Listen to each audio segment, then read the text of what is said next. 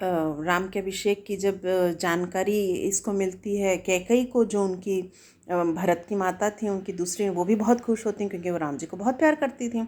लेकिन उनकी एक दासी थी मंथरा। वो जो मंथरा थी वो थोड़ी, वो उसको भड़काने लगती कि देखो राम राजा बनेगा तो तुम तो कौशल्या राजमाता बन जाएगी, फिर तुम्हें कोई पूछेगा नहीं, अब बताओ क्या करोगी। तो फिर उसको भी कुछ, वो किसी के भड़काने से थोड़ा बहुत तो दिमाग में अंतर तो आता है। तो वो बोलती है अच्छा बताओ मैं क्या करूं। तो वो बोलती है कि देखो तुम्हारे पास राजा दशरथ के दिए हुए दो वरदान हैं। एक बार कैकई ने राजा दशरथ की जान बचाई थी, तो खुश होकर उन्होंने कहा था कि मैं तुम्हें दो वरदान देना चाहता हूँ, मांगो क्या चाहती हो। तो बोली थी जब ज़रूरत होगी मांग लूँगी। तो कहती तुम उनसे दो वरदान मांगो, एक ये कि भरत को राजा मिल जाए, राजा बना दें, और दूसरा राम को 14 साल के लिए वनवास भेज दो, जंगल में भेज दो। तो बोलती है ठीक है भरत को राजा, लेकिन राम को वनवास क्यों। बोली नहीं, तुम ऐसे ही बोलो। फिर वो गुस्सा हो जाती है। फिर दशरथ जी जाते हैं तो उनसे बोलती है कि भाई मुझे आपने दो वरदान दिए थे। वो बोलते हैं हाँ बिल्कुल दिया था, मांगो क्या मांगना है। बोले नहीं, आप वचन से मुकर जाओगे तो। बोली ऐसा कैसे हो सकता है।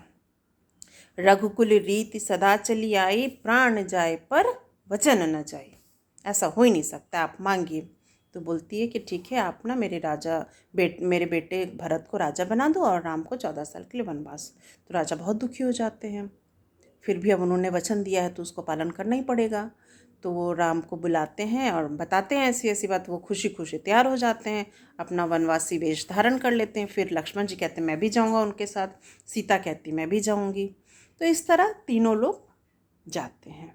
जब पूरे अयोध्या वासियों को पता चलता है तो अयोध्या वासी उनके पीछे पीछे चले जाते हैं। फिर वो किसी तरह उनको समझा बुझा के वापस भेजते हैं, बोलते हैं मैं आ जाऊंगा वापस। फिर ऐसे ही धीरे धीरे वो लोग जाते हैं। उनके गंगा पार करनी रहती है तो उनके एक वो जो नाविक रहता है उसको बोलते हैं कि भाई मुझे गंगा पार कराओ।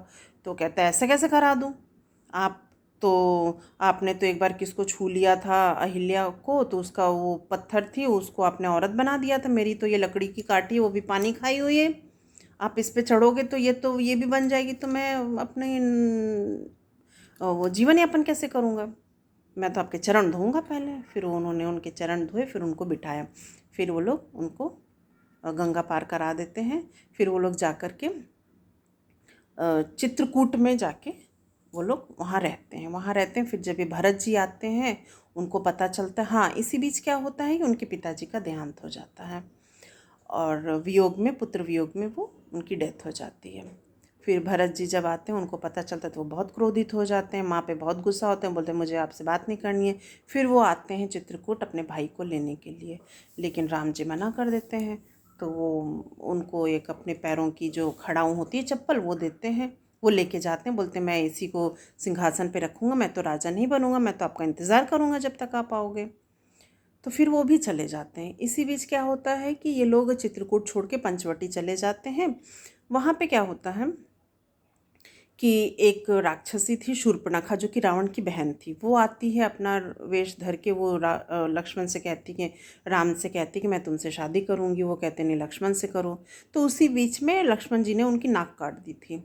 तो वो जाके रावण के पास रोती रोती जाती है कि मेरे अपमान का बदला लो।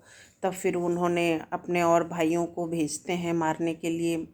फिर ऐसे ही करते जब नहीं हो पाता है तो रावण खुद आते हैं, अ, अ, वो वेश धारण करके, सन्यासी वेश धारण करके साधु का, और भिक्षा मांगते हैं। तो उसी बीच में इन्होंने क्या किया था, एक कोई मारीच था, उसको उन्होंने बोला कि तुम सोने का मृग बन के जाओ। ऐसे वो घूमता रहता है तो सीता जी देख के खुश होती हैं और बोलती हैं राम जी को कि मुझे ये मृग चाहिए। तो बोलते ठीक है मैं लेके आता हूँ। तो लक्ष्मण को छोड़ के जाते हैं और वो जब जाते हैं तो वहाँ उसने निकाली अपनी माया, बचाओ लक्ष्मण बचाओ, ऐसे बोला। तो सीता जी घबरा जाती हैं, लक्ष्मण जी को भेजती हैं कि आप जाइए उनकी रक्षा कीजिए। तो लक्ष्मण जी जाने से पहले उनके आगे एक रेखा खींच देते हैं कि आप इस लाइन से बाहर मत जाना, ये लक्ष्मण रेखा है। तो वो बोलती है ठीक है। तब तक इधर वो रावण आता है भिक्षा लेने के लिए। फिर वो कोशिश करती बाहर आने की, तो बोलती नहीं मैं बाहर से तो नहीं दूंगी, बाहर नहीं आओगे इस लाइन के बाहर, तो बोलते मुझे नहीं चाहिए, मेरा अपमान हो रहा है।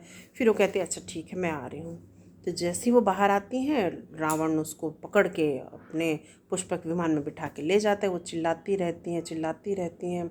इधर जटायु एक रहता है, वो रावण से बहुत लड़ने की कोशिश करता है, लेकिन वो घायल हो जाता है। फिर जब दोनों वापस आते हैं राम और लक्ष्मण जी, तो देखते हैं कि यहाँ कोई है ही नहीं। फिर वो दर दर भटकते रहते हैं, ढूंढते रहते हैं। इसी बीच उनको सुग्रीव मिलते हैं, हनुमान मिलते हैं। उन सब की सहायता से धीरे धीरे वो लंका पहुँच जाते हैं। और लंका पहुँच के विभीषण की मदद से, विभीषण जो कि रावण का भाई था, वो जब रावण को मार के सीता को जब छुड़ा के लेके आते हैं, तब उस दिन दशहरे वाले दिन ये होता है। और उसके बाद जब ये सीता जी को लेके वापस अयोध्या जिस दिन पहुंचते हैं, उस दिन लोग खुशियों में दीपक जलाते हैं, जिसकी वजह से हम दिवाली मनाते हैं। तो ये है आपकी शॉर्ट स्टोरी। इसको आप लोग सुनना, अपने मम्मी पापा से पूछना इस स्टोरी के बारे में, वो और डिटेल से बताएंगे। ठीक है? Okay, have a nice day.